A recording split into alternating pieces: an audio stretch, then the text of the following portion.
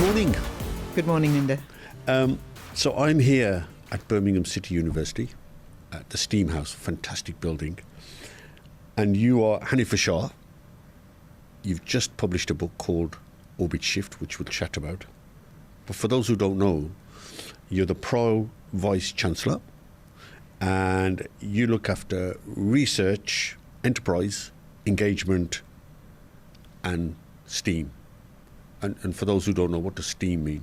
So STEAM stands for Science, Technology, Engineering, Arts and Humanities and Mathematics. Really, it represents how different subjects all come together and how they need to feature in terms of education for our students and in terms of the work we do on our projects with our partners. It's a mindset, it's an interdisciplinary mindset and a way of looking at problems. The real world is interdisciplinary. Universities are very siloed into their subjects, and I'm trying to break that down and offer something new to the world outside and to our students through STEAM. Brilliant. I thought it'd be interesting for whoever's watching and listening in to understand what you do. And this is a great university. It's one of many in the city. And you've been here how long? So I've been here, this is my 16th year here at... Okay. And before that?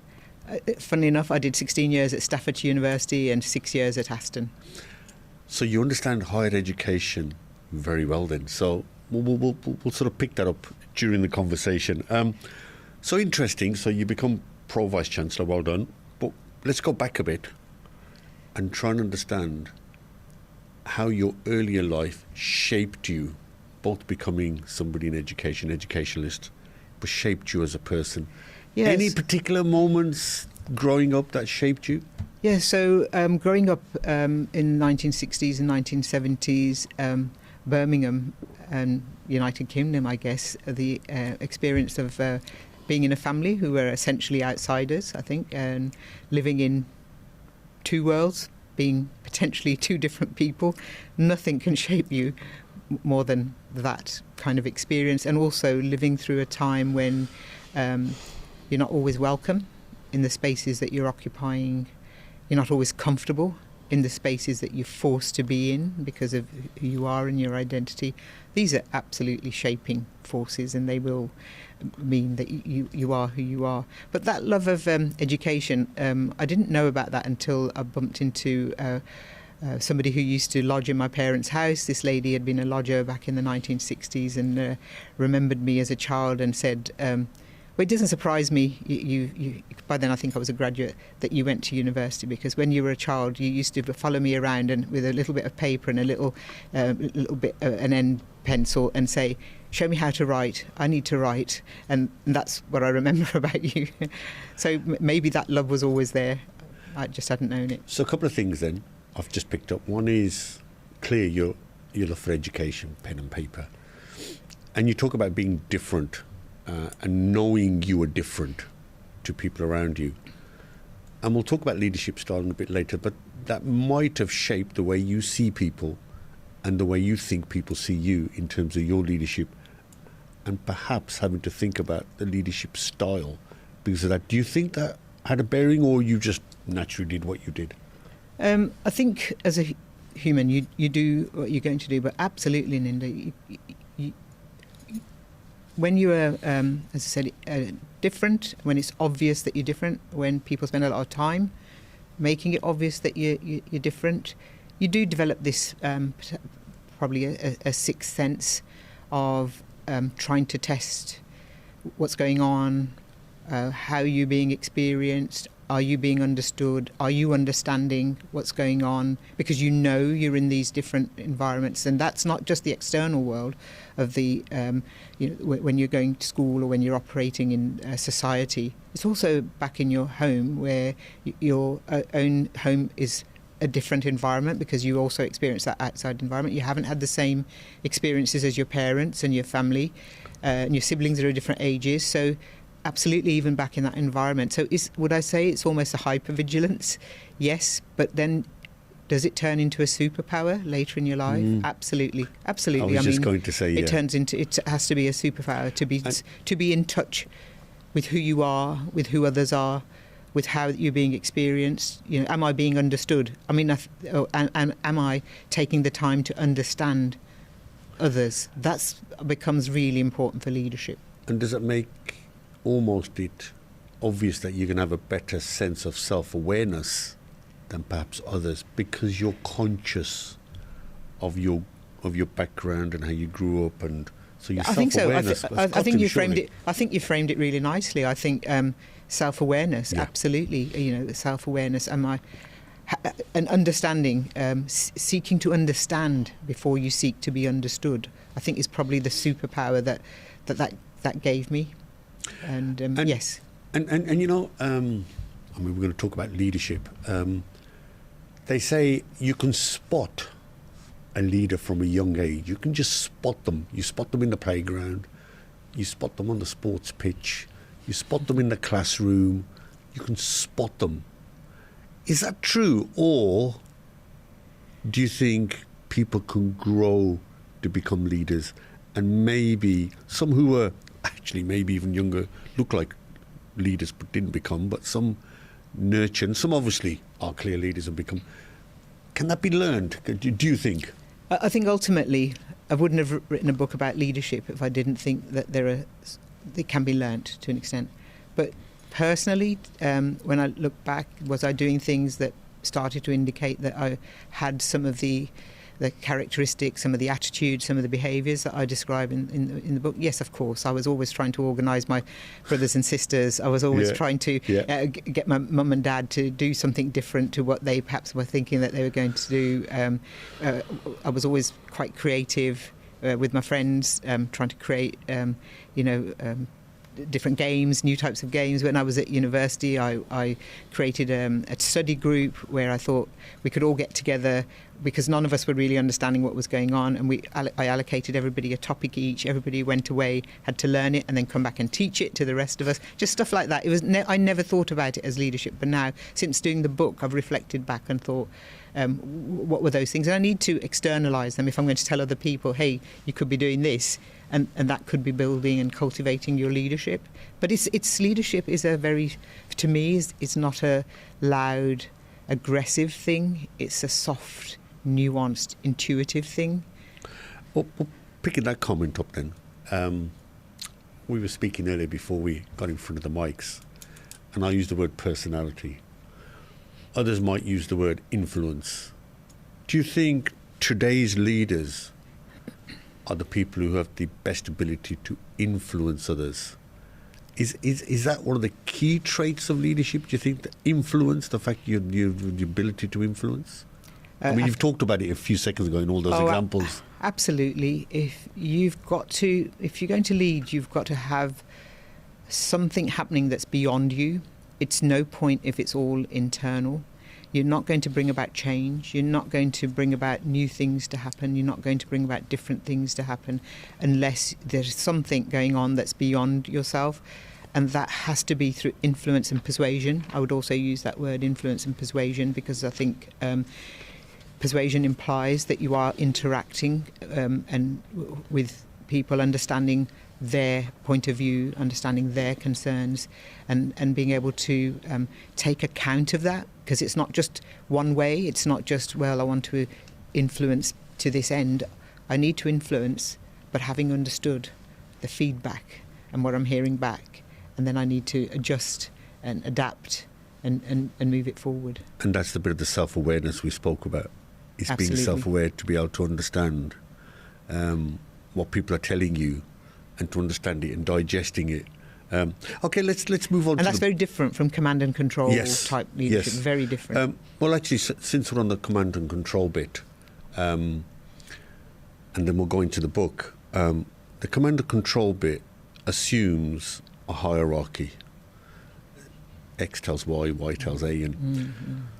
But what about in instances where, and I'm thinking about volunteer organisations where people volunteer and put things for free, influence becomes a lot more important then, doesn't it? Because people are doing it not for money, but because they want to do something. So your ability to galvanise those people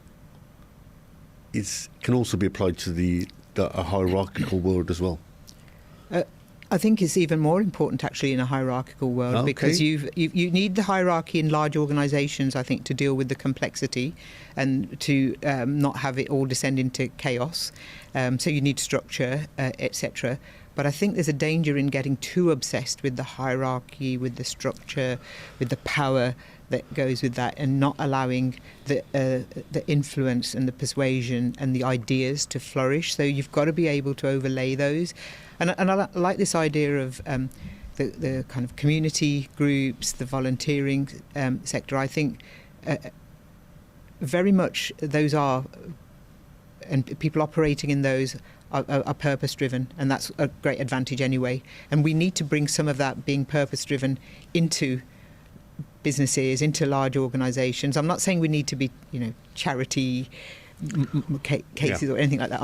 I'm actually suggesting something a little bit different, and we can discuss that, I think, as we go into a bit more depth. But yes, absolutely, I think there's a place for understanding your service to your organisation, to your true self, to your purpose, to who you are, to where you've come from, maybe to the communities that you've come from. And that's been quite important for me, because part of my leadership in organisations, in corporates, in really big organisations, has been that deep understanding of the communities in which I've been privileged to operate, whether that's South Asian communities in inner city Birmingham, Afro-Caribbean communities, amongst in my neighbourhood, whether that's white working class that I encountered as a somebody who went to school outside of her own local area, and just understanding those different elements of community. And actually that constantly featured back in my work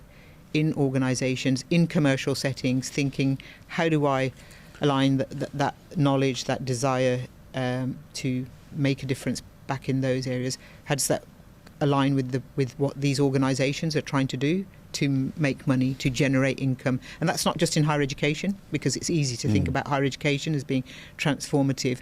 I've done that working for very, very commercial, fast-moving consumer goods companies, thinking, what do I know about the kind of people that work for them? How can I bring my knowledge and skills to create something new, something different, that will actually touch those people? I don't know if you want an example. I can give an example. Yeah, go on, give me an example. Come through. So I did some work in a fast-moving consumer goods company, a soft drinks company, and in their IT department, and I was delivering some strategic IT consultancy for them, which is what they were paying my university for my time as an expert to come in and help them with that. But as I got to know them more and more, I understood that the organisation actually could do better in developing its people.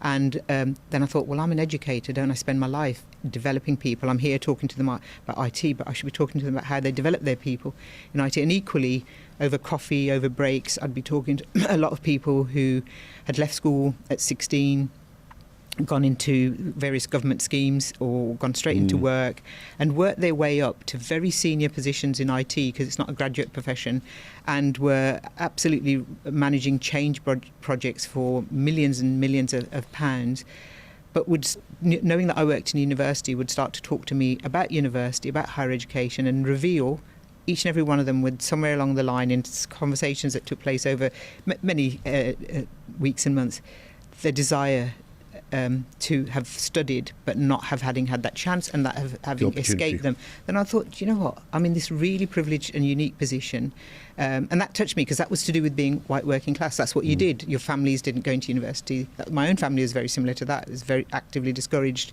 and you went into these jobs. So I thought, hang on a minute, I work in a university, we're all about education and development. These guys need some training and development that learns more from education than traditional training. And these people, if you put a framework for qualifications around it, people could train, upskill, deliver value to this company. But then at the end of it, they could be getting their educational qualifications. And I think that idea then turned out to be a multi-million-pound business for my university. Wow. Because they ran that with many, many organisations. They still run it.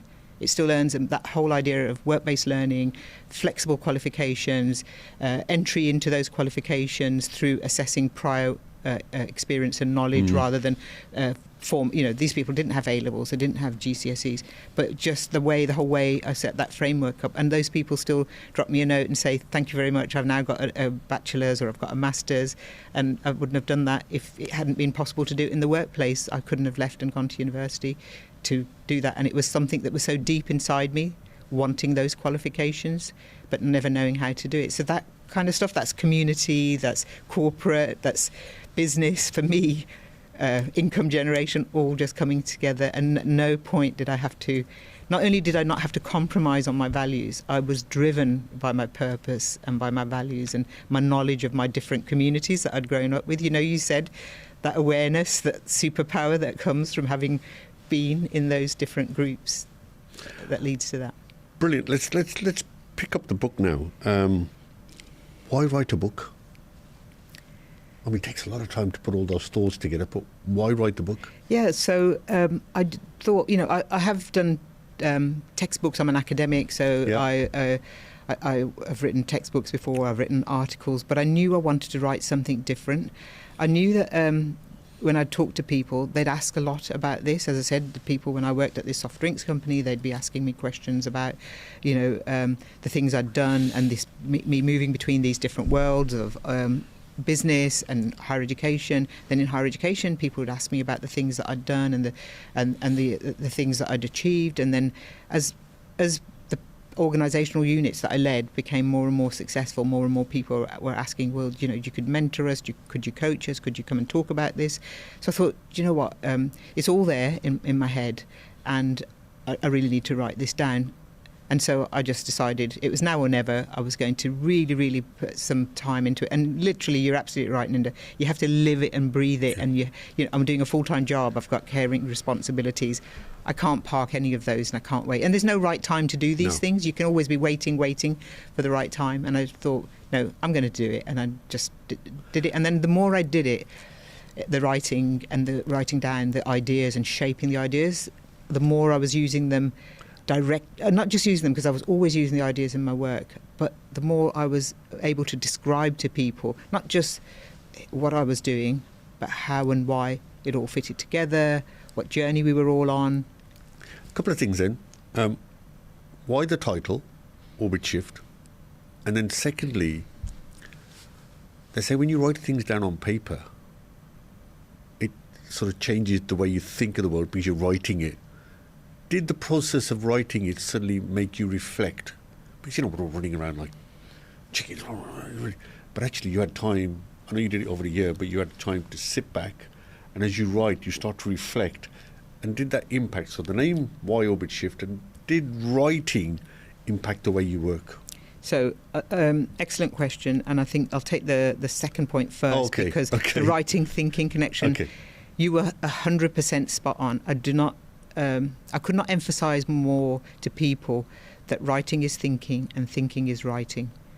And I'm delighted to see you there with your notepad and pen, and I always carry I think it's so important. And often in my work, and particularly my work with industry, I would often say to people who'd come to me with ideas, and even on my team, people come to me with ideas, and I always say, please can you write it? And writing could be diagrams as well. It's thinking, it's representation of knowledge, as I'd describe it. So I would always ask people, let's start by writing this down, because I think writing is thinking, think is writing, and you cannot refine and you cannot build ideas up to their full power and potential until you've written them, represented them, and then externalised them, discussed them, and then honed them and sharpened them. Absolutely, that process.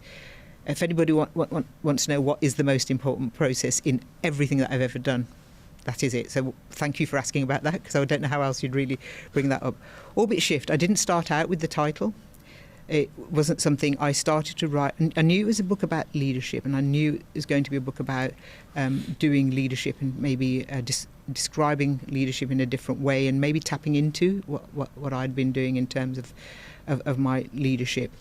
But in terms of the title, I was talking to somebody who works in management consultancy, and this is somebody I talk to quite regularly, and every time I'd talk, I'd say, as a result of doing this, and this, we were able to launch into a different orbit. And he actually pointed out to me and said, I really like this idea you talk about, that how certain things you do, certain ideas, then mean that you've actually launched into a different orbit. So I already knew that I was thinking about ideas around the forces and momentum and that. And then it just clicked to me that, well, this is something I've been talking about for years. I just haven't called it Orbit Shift. And I did want a very simple title. I mean, I would have liked a one-word title, but 2 words was okay too. Yeah. So then Orbit Shift just came to mind. And the more...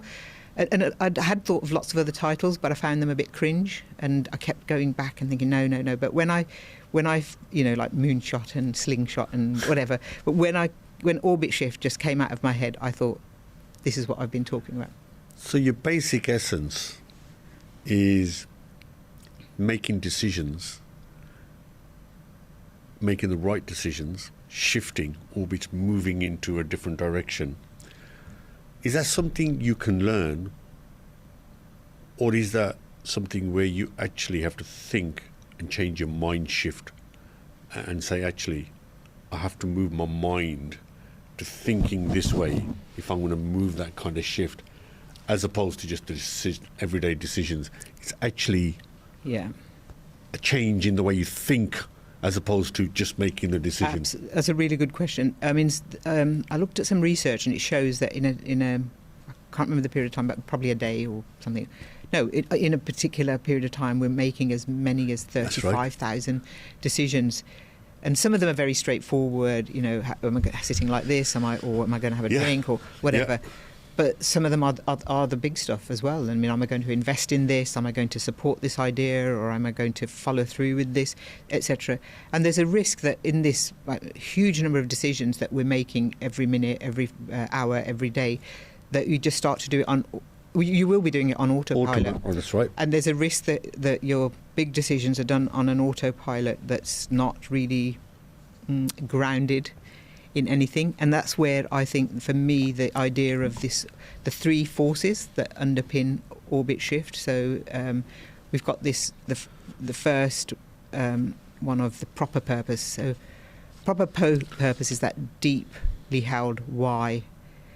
And if you can really take the time to unpack that, to really unpack your proper purpose and why, that can really fuel the decisions that you make. And when you make those on autopilot, they just become so much easier because it's grounded in that. So decisions being properly grounded in a proper purpose becomes really important when you're under pressure, when you're under attack, when everything's going awry. It reminds you why you're doing it. You've got to be grounded because it's all coming at you, and it's got to be instinct, and that instinct comes from your proper purpose. And I've found that that's really been the case for me. And I always feel when everything, I'm being bombarded with everything, but I just feel so grounded because that whole purpose of what behind what I'm doing is always there. And I always think, well, what's it got to do with that? And I think it's got everything to do with that. Say, hey, we're going to do this, and this. And before we move on to the bit, are you talking, depends how you define this, is purpose the same as focus?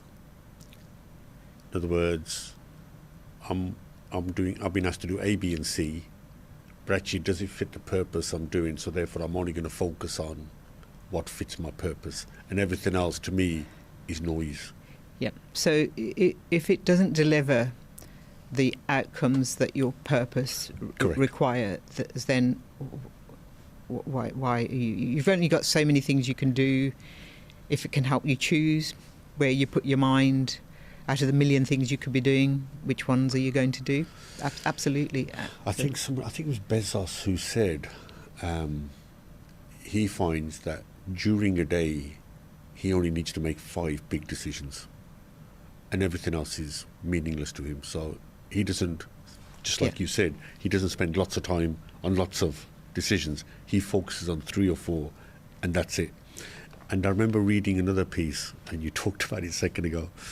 So Obama said somebody picks his suits for him because he doesn't have the time or doesn't want to add to the complexity of making an extra decision on wondering what suit to wear.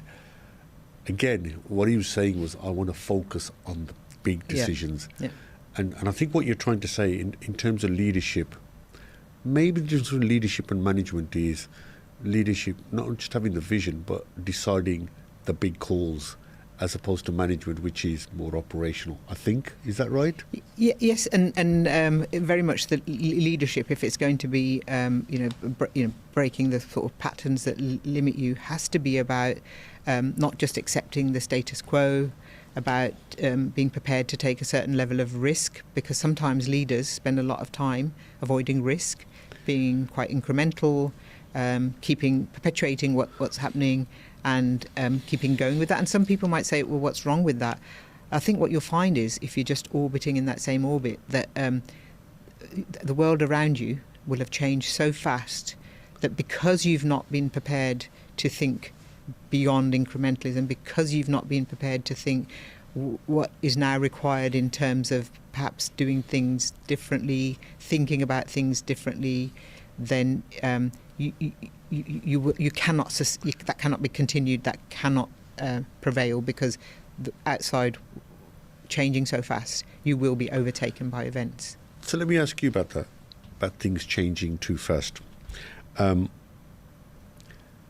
Typically, and I'm going to give you forgive me if this doesn't sound right, but outside world sees education as slow-moving, predictable, and it's been always there. Not seen as the fastest movers in sort of commercial life. So how hard is it, or maybe not, to change direction? And a big organisation like a university, is that difficult? And maybe you might say to me, well, actually in education very little changes, and therefore we don't really have to do that much change, and therefore we don't really change directions. Or am I being unfair there? So some of those sentiments that you've expressed, I think, do prevail in higher education. I don't think it certainly isn't the fastest moving sector in terms of responding to the changing world and how things might need to be done differently compared to maybe how they were not even 50 years ago, not even 100 years ago, because we've still got models in higher education in this country that are hundreds of years old. But it's even changed in the last 5 years, and going forward, that pace of change with the way that technology is changing things, the availability of learning, who actually is your teacher and who is your educator, is it as reliant as it once was, and going into an institution and finding an expert. So I think the pace of change is very slow in higher education, but I think if those historical models, maybe some institutions will be able to get away with that for a bit longer, or for maybe for quite a long time. And these are my personal views now, but I do think that it's incumbent on us to recognise that our students, our partners, our communities that we serve, and what we're trying to do, and especially the portfolio like mine, I've said it's about the pillar of our strategy that it supports is creating knowledge for good. It's about supporting developing the talent for the future, the education of our students. It's about powering prosperity. How will we do those things if we don't respond? So I've actually deliberately created my portfolio. You normally get pro-vice chancellors for research, enterprise and engagement in universities. What you don't get is a pro-vice chancellor for STEAM. So this is the way that I've wanted to think about how do we bring structural and cultural and people-based change and philosophical-based change through driving different ideas into the way we do our education and teaching and learning, the way that our students experience us, the way that we work with our partners, and the way that we serve our communities. It's a deliberate attempt to change the status quo. So what you're saying is leadership is all about not waiting for change to come to you. You've got to lead that change, and you've got to see opportunities and lead it and make sure that you imbue that same purpose with the people around you. You've got to go for it. You can't just sit back and wait for change to hit to you. Absolutely. You've got to go for it. And that proper purpose, so for me, my proper purpose is about unleashing human potential by connecting knowledge, creativity and real life impact. That's something, when I look back, it's been there the whole of my life in different ways, at different levels of amplification, and that's what's motivated me. And that purpose then means that I do look to see how things can be connected. I do look to see how things need to be changed. So I'm not just creating change for the sake of it. I spot this need. Maybe I'm a little bit further ahead in spotting that because I have that kind of that hypervigilance for what's going on beyond me. We talked about this. Yeah, that's right. What's going on beyond me. And then, yes, it's something that I've been trying to do for a long time. And this is where structures come in. There's only so much you can do at the different levels that you're operating as you go up those structures. And I've done that. At whatever place I've occupied in any structure, I've made sure that I've been true to my purpose and tried to move the dial. And that's why, taking on the opportunity for a role like this, it just made sense. I talk about it in my book. It's not about titles. It's not about awards, anything. It's about where can I operate that I can introduce the maximum amount of influence to help us respond to how the world is changing. So what's and I think you referred to the word risk. What stops people having that kind of mindset? What stops them shifting, in your words, the orbit? So what stops them? Why is that? What is it? Risk? It's safety. They feel safe. Sometimes people think taking decisions to do something different actually carries a huge amount of risk, whereas I would say not doing something is sometimes the biggest risk you can take. And it's that safety, it's that comfort, it's what I know, it's things don't need to change at this pace, but I think our hand is being forced. And I think the second bit of orbit shift is around the amplifying effect of intentional connections. It's not just networks. People think about connecting to other people. Yes, of course, absolutely. In the orbit shifts that I've been part of, the people that I've worked with beyond higher education, in industry, in the wider public sector have been really, really essential. So that's true. But intentional connections is about what events, what activities, what places, what's happening in systems, etc., that you could be latching onto that could give you some of the answers to what you're trying to do, but also amplify your individual effect by bringing this systemic effect. Systems are much greater than the sum of the individual parts. You get these new properties, what I call emergent properties, and it's these things that actually start to shift the dial, and then it exists beyond you, and then that's how you bring other voices, you bring other things into the mix, and then it becomes about, it's not so risky as people think. I know time's going to be tight here, and I'm going to be careful I don't drag you into another question, but every business will tell you systems are great. You need systems in place because then people know where they stand. Do you think part of the systematic approach is that people then stop questioning the system, they play the system, and eventually creativity dies because people are so rigid to the system? How do you imbue a culture where systems are important because otherwise people don't know where they are? They run around in all directions. But also finding and encouraging that orbit mind shift so they look at things differently and still are creative in their thinking. How do you find that balance in shifting orbit but understanding you can't run off? So I'll give an example. I play in a band and we have brilliant musicians. They've got to play in a certain format. A song is from start to finish. You can't go off playing a 10-minute solo by yourself. But at the same time, you've got to encourage them to be creative. Absolutely. To play within the framework, play within the system, but to be able to create and say, can I try this? How do you do that in a big establishment like this? You've used that word, it's culture. You have to have that culture where innovation, creativity is valued, is respected, but also is harnessed, and people respect that opportunity by not unnecessarily unleashing disruptive behaviours into it. So there's a level at which, of course, you have to be disruptive. And I would say I'm quite a disruptive in that sense. But you don't find me at meetings kind of disrupting them or not following the agenda or not, so it is that culture. And I think for me that Orbit Shift is about a culture that then if you sustain the momentum, the third force of Orbit Shift, where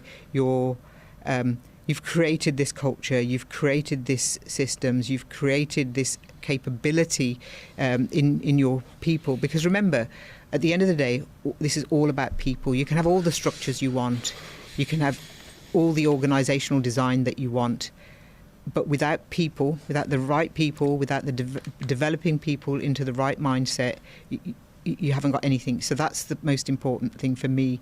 And then when I know that I've succeeded in terms of an Orbit Shift is when my teams are actually, I spot them as leaders and they're doing the Orbit Shifting and they're doing that, talking about the proper purpose that's behind what they're doing. They're talking about the things that we need to connect to. They're talking about the kind of the persistent things we need to do, the rhythms. And it is, the sustained momentum is about a cadence of the things that you do that keep you going. Otherwise, you're not going to be able to propel yourself into that new ambitious orbit. The world is uncertain. Technology's made the world a lot more disruptive and uncertain. How do you build, and we're quite close to finishing, how do you build resilience in your teams? How do you build that culture that they can be creative yet work within a framework? How do you build that culture? And if you're at the top of the peak, how do you make sure that the person right at the bottom understands what you've been saying, that sense of purpose? How do you build purpose and resilience? So absolutely, in the work that I've done, that's been absolutely vital. And again, spending a lot of time out in industry, I learned this very early on. Alongside anything that I do, I have a communications plan. And people think that communications plans are newsletters and emails.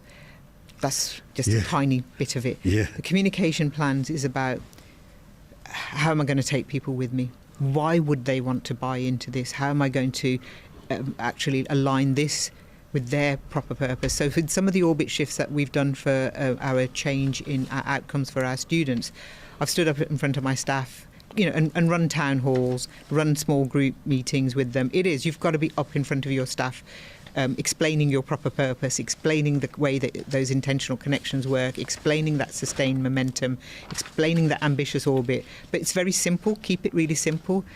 I was very clear with my staff when it came to our students. It would always be, when we're looking at anything, when we're making decisions, please be clear about how that affects the outcomes for our students and what they've come to us for.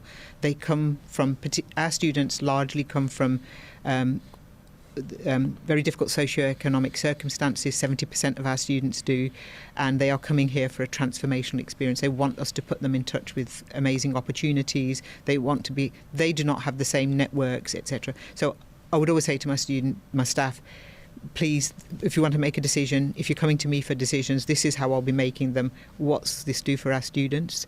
Does this help them in what they've come here for? What does this do for our partners and the people that we work with? How is this making a difference to our impact on our city and our community? And if we can't answer those questions, then you've probably already got the answer before coming to me. And just cultivate that, making it simple. This is what we're trying to do for these groups. Any questions? Customer-centric. Absolutely.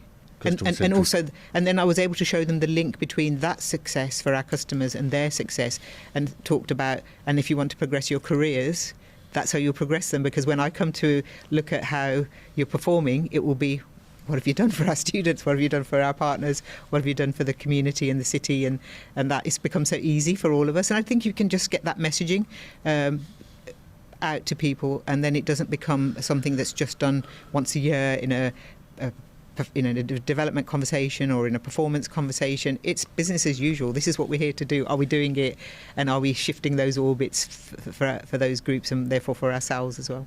You've been in senior leadership roles for a while.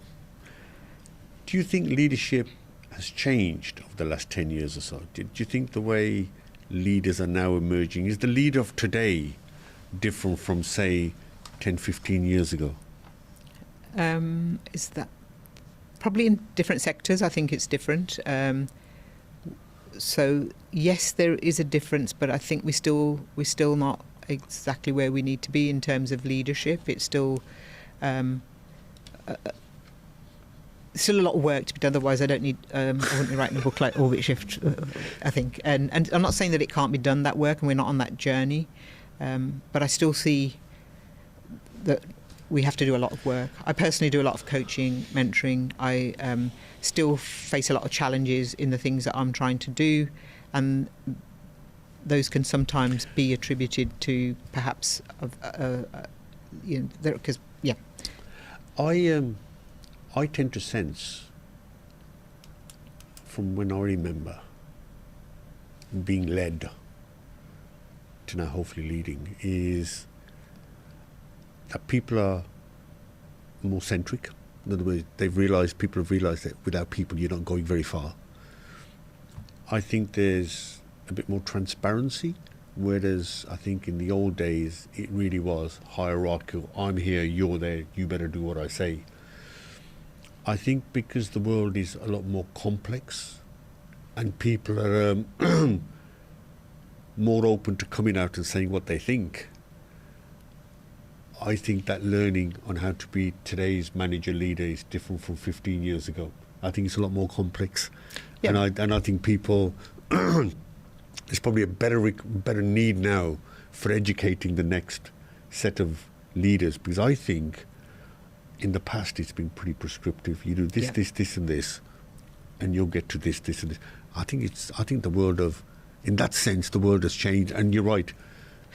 Yes, I think definitely. I think there's a shift in leadership and in an understanding of what leadership needs to be. But have we eliminated the problems with power structures, the inability to allow voices to be heard? I'm not convinced. I think there's still sometimes the power structures are used to shut down potentially ideas, but they are voices that are being shut down. And I think there's still. I don't think we should get complacent. And there is no magic bullet. Even Orbit Shift, I'm going to be honest, it's not a magic bullet that will, there's a silver bullet that will cure everything, that will kill the werewolf, as that silver bullet was, I think, originally the saying goes. I don't think we're exactly where we need to be, but I think we're on that journey, and there's more recognition. I think that something needs to be done, and that's where the high-performing organisations do better than the poor performing organisations, because there's a lot more fluidity between the levels, where people are a bit more open to what the pluses and the minuses, rather than shutting up shop. And then, am I right? Yeah, absolutely. I think it's the future for any organisation to be successful. That's where the change has to happen. You have to have leadership that allows for ideas, that allows for change, allows for transformation, absolutely, and I think definitely. I'm on the last three questions. Well, this has gone much longer than I thought, which is really good. High performers, people who do really well technically, really, really good. Do they make the best leaders? This is an interesting debate about. And certainly in the IT industry, where I've done a lot of work, you see a lot that when you promote people into leadership roles, that it doesn't always work for them. And I think for me, that's a case of looking at, have we given them the development as well? Because I think it's one thing that's been really important to me throughout my life, for myself and for others, is if we want to get people to a particular place, have we given them the staff development? Have we given them the personal development? Have we given them the training? Good point. And if we can, and sometimes even despite that isn't for them, and therefore you should have mechanisms for, I think, understanding how that isn't failure or whatever. How can they carry on with their leadership, but their leadership in a very specialist, through their knowledge role, because that's perfectly possible as well. It doesn't mean that you've got to lead people and an organisation. Just find the right place to absolutely use them to their strength and to benefit from them as an organisation. I'm a great believer in, I think that the power of any successful organisation is using people to their strengths, recognising those differences in capability, in desire and in motivation, and optimise. I think it's a very good point. I know a couple of people who are fantastic salespeople, really good, appalling when it came to leading and managing, and they preferred to be selling. Absolutely. That's what they're good at. Yeah. How do you handle then in this new world? These people are much more open to voice their disagreements and a challenge. How do you cope? How do you cope, particularly with a big organisation like this? How do you handle, particularly change? You talked about in your book, transformation versus incrementalism. In other words, changing small bit by bit, or going transformation because you're led to because of the market. How do you manage that challenge then? Because when you're transforming, you're absolutely right. So, what was it you used? The words you were asking me. How do you? Could you just give me those two words that you used? Was it in terms of the challenge coming back at you, unhappiness from staff? Well, okay. So I know. So I've got an example. So when I was asked to look after a part of the organisation that needed some quite strong leadership, and I went into that situation. I set out with the staff very clearly what was going on. I shared data with them. I explained why they were being told what they were being told about their overall performance, etc. And I think that's what you have to do, is that if you're going to do orbit shifting leadership, you have to be in front of your people and in front of your teams, prepared to hear what they've got to say. Doesn't matter how painful it is, because they're usually not necessarily criticising you. They might be, but they're usually describing some pain, some difficulty they're experiencing. And I asked them the question. So in this setting, it was a lecture theatre. Everybody's in there. I was standing on a stage, really tough, where I told them that about the difficulty of the situation and about potential change that was coming up. And I said, any questions? Silence, because the hurt, the anger, the upset was so strong, nobody would begin to start to say what they want to say. Wow. They're quite a vocal group, but I think there was a little bit of... So what did I do? I could have easily said, okay, and the next thing we're going to do is this, because we had a whole schedule of things, but I didn't. I stood there. I let the silence hang heavy in the air, because sometimes you absolutely have to do that, because I knew that if we didn't get to those conversations, we couldn't get beyond those conversations. So I waited, and I waited. I wouldn't move on. And then somebody put their hand up and they started to say, we can't understand why we're being subjected to this. We don't understand this. We don't understand that. We need to be told this. We need to be told that. And I said, and then other people came in, and then the whole thing started to move. That's right. And then at the end of it, somebody came up to me and they said, well, that was really brave, wasn't it? Because you could easily have just moved on. And I said, but then I couldn't do what I was trying to do. Fantastic. I could have just moved on, but then would we have achieved that where I was hearing what they were saying, they had the chance to say? You have to give people time and space, and then you have to be prepared as a leader to hear things that you don't want to hear. You have to be. Let me ask you, so in that second when there was silence, what were you actually thinking, oh crikey, this hasn't gone well? I was thinking, they are feeling terrible. They are really unhappy. It's easy I could move on. I could make this easy for myself. I could really move on to the next thing. I've got another slide to show them about something else. But I thought, do you know what? I'm trying to do something here. I've got this proper purpose. I need to make this intentional connection to them, from which we will then sustain some momentum, from which I will start to build my orbit shift. I'm doing this intuitively, right? And at that point, I have already started to draft my book, and I have got these ideas in my head, and I'm thinking, I can't connect to them if I don't allow them to tell me how they're feeling about this, and what they're... have to understand what they're experiencing. I might not agree with it and may say that's a very subjective view, that isn't really happening to you, it's actually like this or this. But no, you've just got to give people that... some people avoid difficult conversations, they avoid what they would say conflict, and as soon as members of a team start to have a different view, I've seen leaders step in and start to try and resolve it. I don't. I stay back.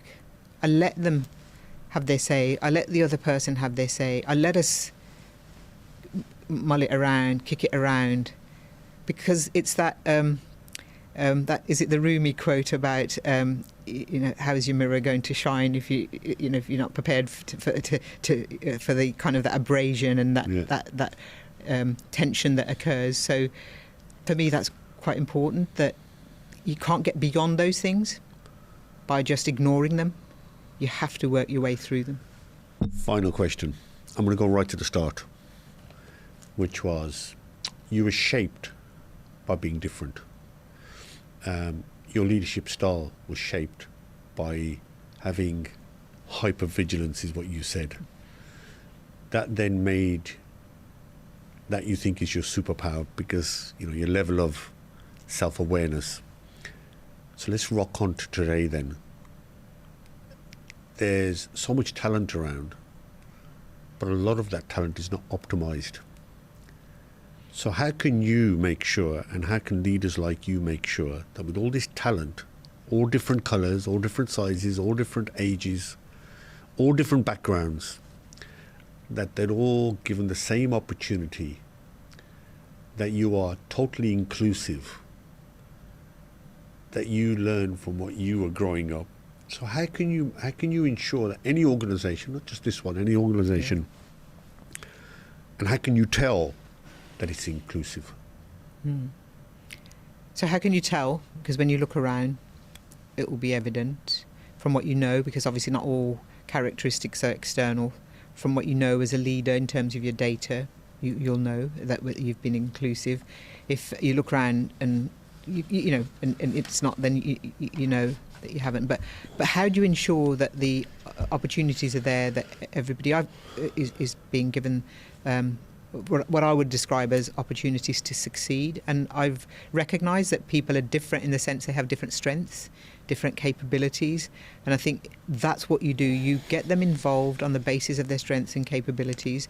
You involve them in what you're trying to change, what you're trying to address. So in situations where I've been, where we've needed to turn the dial on our performance, I've been honest with staff. I've stood in front of them and I've said, look at the data. This is our performance. We need to shift it. You've all got a role to play in it.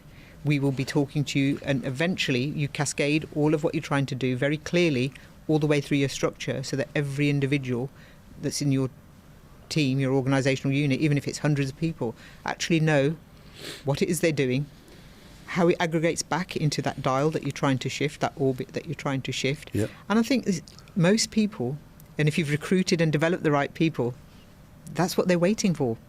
They're actually waiting for it. You're not even pushing against a closed door. And I put a lot of time into people, into staff development, into staff recruitment, into staff thinking about staff career progression, development of staff. I think of myself as having been successful if people can eventually apply for my job. And in fact, that's very much happened. We've restructured at the university. I've moved into a new role. People that were on my team have all moved into, somebody's moved in, my previous team has moved into a version of my previous job. Other colleagues who are with me have moved into very senior roles in the university. And I expected that, because we'd been working in that way, that they were being they were being developed, and they were consciously make everybody aware of that possibility, that you will you are here, you are ambitious, you want to develop your careers. I can show you how to do that. And then you get staff behind you. Those that might not want to do that, or say, no, that's fine, but I just want to be great at this level, that's fine too. That's right. Not everybody wants to do that. Not everybody has to. They can still contribute. They're still valuable, and it's important to feed that back. It's all about people. I talk about orbits, I talk about forces, I talk about structures, but ultimately it's all about people, and it's people that matter. And as a leader, you have to have that care and attention for people, and that then means that voices are heard, people are given opportunities, and the more you're trying to do orbit shifts, I think the more opportunities you're creating, and then aligning those people with those opportunities is what you do. And then eventually it all looks after itself. They are doing these things without you even being there, and that's when you know you've arrived in that new ambitious orbit, because your team are doing it all without you. And I've been in that place where they're just getting on with it, and I'm thinking, great. Brilliant. I'm going to sum up, and then in case I've missed anything, through your book, Orbit Shift, you've talked about purpose. Without purpose, organizations are meaningless, culture doesn't work, and people don't know where they're going. Not accepting status quo. So that means always looking to shift, always looking to shift. One of the obstacles to looking to shift is risk. People need to feel safe in order to take risks. Systems are important because people know where they sit, but you need to imbue a sense of creativity so that people know they can take that risk and they can feel safe in taking that risk. You've talked about talking to people that are different to you, because that way you can learn from them, they can learn from you. Always being intentional. You've talked about being intentional. You've talked about being customer-centric. That's how you view everything, you know, how we helped the customer journey. You've talked about the importance of culture, but we've talked about how culture can be put through you've talked about part of the shifting is being disruptive, is being able to take on those challenges other people won't. Centre of everything is, and I see this all interviews of high-achieving leaders, is people. They understand without people nothing is going to get done. And you said your team leaders should also be leaders themselves, because if they're leading, that makes your job. And I compare that to a football team. You have the manager who's the leader sitting on the bench watching it, but actually within the team, they all have to be leaders. Exactly. So they all work together. So they say most teams fail, not because the manager's not any good, but actually there's an absence of leadership on the pitch. And there's people not leading on the pitch. I loved your idea about the comms plan. I thought that was good. And that's not talking about emails and just newsletters. It's understanding properly how to have a comms strategy. And I think that's the biggest failing of most organisations. And how the structures and the systematic things will enable the voices to be heard. Yeah, because there's too much of a separation at the top level to the bottom. There's just too many layers, and that's where comms doesn't work. What's interesting, centre of all of this is gut feeling is great. Being able to give a vision is great. But actually you have to back it up with data. Because with data, there becomes a rationale behind that vision. And I think in order to have that orbit shift where people are much more informed than they used to be, people are much more questioning than they used to be, people are a lot more challenging than they used to be. I know when I was growing up, anything a doctor said, medical doctor, you took at gospel. You don't anymore. Because the internet will say, hold on, how about this, this and this. So I think there's a lot more information around, and I think it's how you use that data to improve performance. But I think the biggest thing you've said behind Orbit Shift is that you ignore your people at your peril. And if you don't have people at the centre of everything you do, whether it's customers, stakeholders, or the employees or team members, and finally we didn't get a chance, but actually managing your boss, knowing how to lead your boss as well as leaders, people below you, makes you, at least your journey to being a leader, a good one. I think I've summed that up. You summed it up brilliantly, Linda. Thank you very much for your time, and that's a brilliant book. And I would say go and read it, because we're all on a journey of lifelong learning. Thank you very much for your time. Thank you.